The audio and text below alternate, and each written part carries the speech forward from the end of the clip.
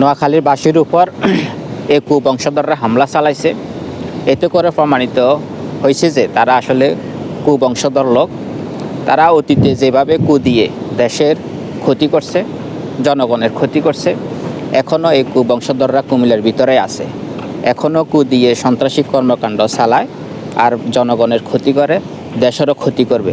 তো এদের হাতে কখনো দেশ শান্তিতে ছিল না, নিরাপদ ছিল না। এরা যে কোনো মুহূর্তে, যে কোনো সময় কু দিয়ে আবারও দেশের ক্ষতি করবে, আবারও জনগণের ক্ষতি করবে। আমরা আমাদের ন্যায্য দাবি আন্দোলন করতেছি নোয়াখালী বিভাগ হওয়ার জন্য।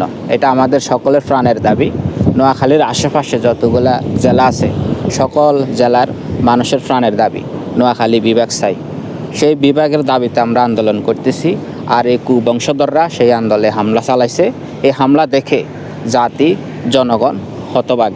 এখনও কুবংশধররা জন্ম নিতেছে, এখনও কুবংশধররা সন্ত্রাসী হয়ে উঠতেছে দেশের ক্ষতি করার জন্য। আর হুদাহুদি এদেরকে যে কুমিল্লা ইতর বলে, সারা বাংলাদেশের মানুষ হুদাহুদি বলে না। এদের সন্ত্রাসী কর্মকাণ্ড দেখে এরা যে কোনো মুহূর্তে কু দিয়ে সন্ত্রাসী কর্মকাণ্ড চালায়, মানুষের ক্ষতি করে।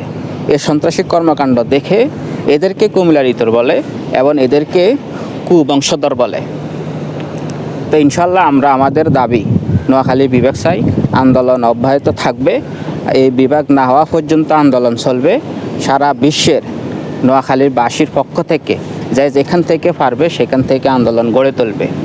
আমাদের নোয়াখালী বিভাগ হবে ইনশাল্লাহ। সরকারকে বাধ্য করা হবে নোয়াখালী বিভাগ হওয়ার জন্য। ইনশাল্লাহ আমরাই জয়ী হব।